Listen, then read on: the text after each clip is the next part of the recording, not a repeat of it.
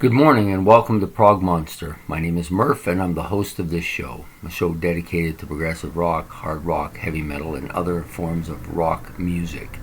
So today we're working on our series, which is Rock and Roll Greats Who Thrilled Us But Have Since Passed On. This will be episode number 35 from 1998. a bit of a log jam here. There was about 4 or 5 guys that I considered, maybe 6, maybe as many as 6, but ultimately I chose the 2 that I chose for today because of my history with them and the fact that they're the ones I like the most, and that's really just what it boiled down to. So the number 1 person is Carl Wilson of the Beach Boys. I did his brother earlier, Dennis, but Carl was a good musician. Some musicians labeled him as influential. Definitely, he was the lead guitar player of the band and was the main one that interacted with the session musicians that they often got to record their stuff and when they were live. But he was good enough to be part of that group. So, anyways, we'll start with the vitals on Carl Wilson, and I've got a bit of a frog today, so it doesn't seem to want to go away either. Anyways, he was born December the 21st, 1946 in Hawthorne, California. He died February the 6th, 1998 at the age of 51 in Los Angeles, California. Mainly a rock and pop player. He did do vocals, guitars, keyboards, and bass, but primarily he was the lead guitarist for the Beach Boys. He was active from 61 to 1997. And of course, he is the youngest brother of Dennis and Brian and Dennis Wilson from the Beach Boys. So he's best known as the guitarist again from the Beach Boys. He was 15 on their first album that they released in 1961. After Brian's retirement in 65, he became kind of the on-stage and studio leader. Eventually, he was also the first one to record a solo album, which did reasonably well. And then he toured with the Doobie Brothers under Carl Wilson's name as the opening act in 1981. The first hit that they had in 20 years in 1988, which was Kokomo, established Mike Love as basically the leader of the band at that point in time. And Carl died on, like I said, February the 6th, 1998 of cancer, lung cancer actually. So what do I remember about Carl Wilson? Well, he was the kind of less known brother of the 3, I would say. Brian being the de facto leader and the main writer of their music and the main producer of their music and kind of just the overall leader of the group. Even after he left, he was still viewed as the main cog. Dennis Wilson, of course, was a little bit more on the wild side, you might put, the troubled brother, but Carl was the steady member of the band for almost its entire career until he left it and Mike Love took over. So Carl was a good guitar player, I think, taking influence from some of the stuff that went on in the 60s. I think Carl really was the main kind of musician of the band. Now, I don't want to say he was the main music writer or the lover of rock or any of that stuff. Just he had more musical inclination than the other members of the band, other than Jardine. But I liked him quite a bit. A bit of a band member, got along very well with the session musicians, played well with the band, and was involved quite a bit. So I think Carl Wilson wasn't necessarily the kind of born leader that Brian was, but he was a solid musician, and he, when the band needed him to step up and take the role of leadership, he did it. He was the guy in the early 70s through the mid 70s before things changed again. But I still think their music was great, and he was a member of that music, and he did do some lead vocal parts as well. So for me, Carl Wilson is one of my choices today. Almost de facto, he was the first one I chose. Nobody was going to replace him on this list. So the next guy I did was legendary drummer Cozy Powell. It was a bit of a debate between him and several other people, but ultimately it came to Cozy because even though I like some of the other people I had planned to do, Cozy had played on some of my favorite albums, or at least on one of my favorite albums. And so he got the nod for that, because he was a substantial member of that particular band. So Cozy Powell was born December the 29th, 1947 in Cirencester, Gloucestershire in England. He died April the 5th, 1998 at the age of 50 in Bristol, England. His music was hard rock, blues rock, progressive rock, instrumental rock. Also, he did do some heavy metal and some jazz fusion as well.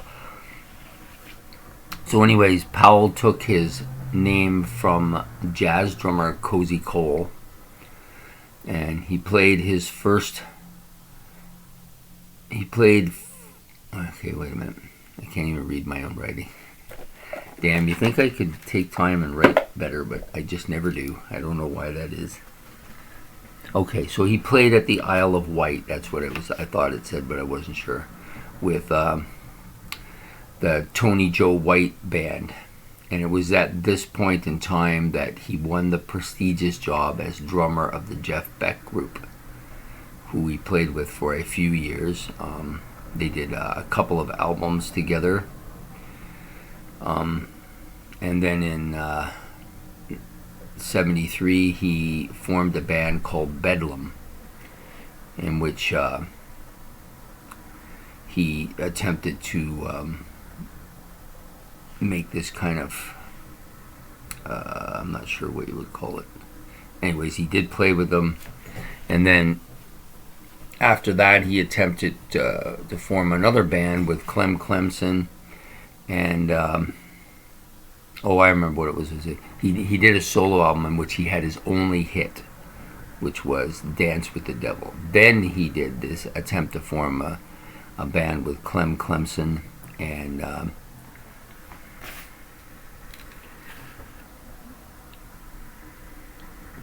Greg Riddler. Anyways, they of Humble Pie, and it was basically they were trying to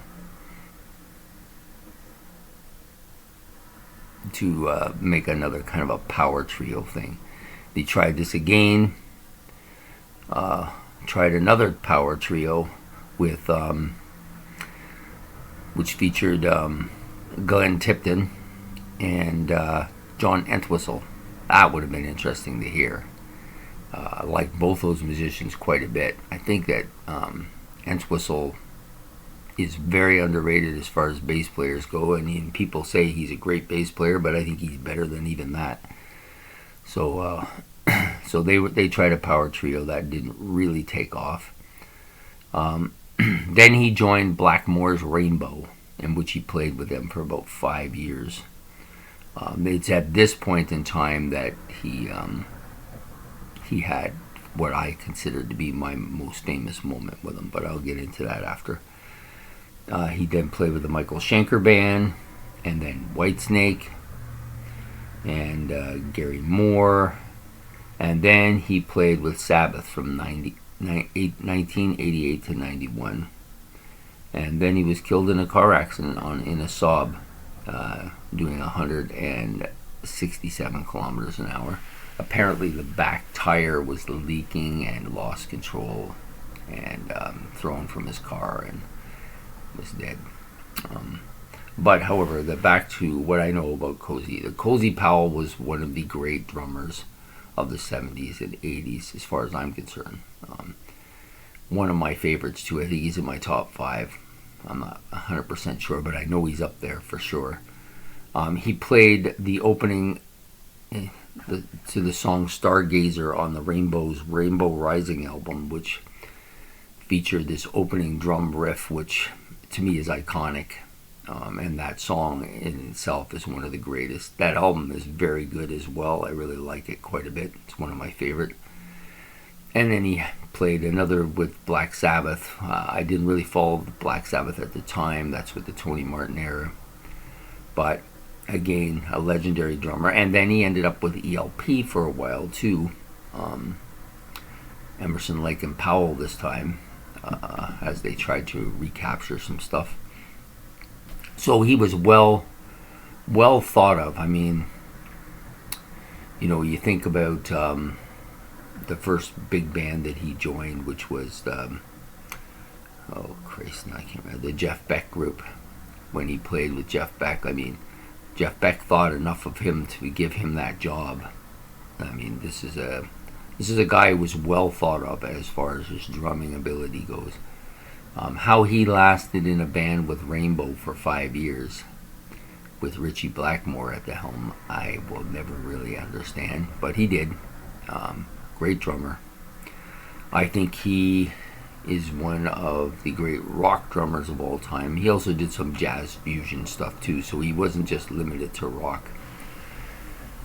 But I really like Cozy Powell a lot, and he nudged out a few honorable mentions that I will give you now, and I hope that you get a chance. If you get a chance, you should go back and listen to some of his drumming stuff. It's really quite good. So anyways, go back to the honorable mentions. There's a fair bit of honorable mentions here, but a fair bit of known people too, more than normal, I think. So the first one is Sonny Bono. He was one of the finalists that I decided that Cozy just was more of my style than Sonny Bono was, so he pushed him out. Nick Velnet of the recording with the producers of the Beach Boys. I decided to include him because I did Carl Wilson today as well. Ken Forsey of the Safaris, Carl Perkins, Roy Rogers, of course, Happy Trails and all that stuff, another famous person. Walker Bishop, who was a jazz pianist. Tim Kelly of Slaughter, of course. Bob McBride of Lighthouse, a Canadian connection there. Rob Pilatus of Milli Vanilli. Carl Vander Beek of boy, I wrote that really scarpy. Anyways, it's Paul Vander Beek. It'll come to me after. Wendy Williams, of course, of the Plasmatics. Linda McCartney of Wings. I actually thought about her. She was one of the finalists as well. But given a choice between who Cozy played with and what Wings played, I would take her. I would take Cozy all the time. Eddie Rabbitt, of course. Helen Carter of the Carter Sisters, and Johnny Moore of the Drifters, and then of course Frank Sinatra, who was also a guy I considered, but decided that Cozy Powell just fit the rock bill just a little bit more than Frank Sinatra. I like Frank Sinatra quite a bit, but maybe that's for a different type of show. So anyways, there you have your honorable mentions. Lots of famous people, lots of people that contributed to this music that we love so much. And of course the two guys I chose, Carl Wilson and Cozy Powell, for their influences on me personally. I liked a lot of the stuff, especially from Cozy, that he did. So I hope you enjoyed this video today. The next episode will be the end of the 1990s. Wow, we're already that far along, eh? So next episode will be number 36, 1999. Do it a couple people there as well. I do have a couple of split episodes, but they'll be coming up much later. But I hope that you enjoyed this, and if you did, please like and subscribe and give me any comments, anything that you heard that sparked your interest. I would like to hear more. I've had some comments and stuff, some mistakes I've made, but also on about people that they liked quite a bit as well. So there you have it. I hope that you have a good day, and this is Prog Monster saying goodbye.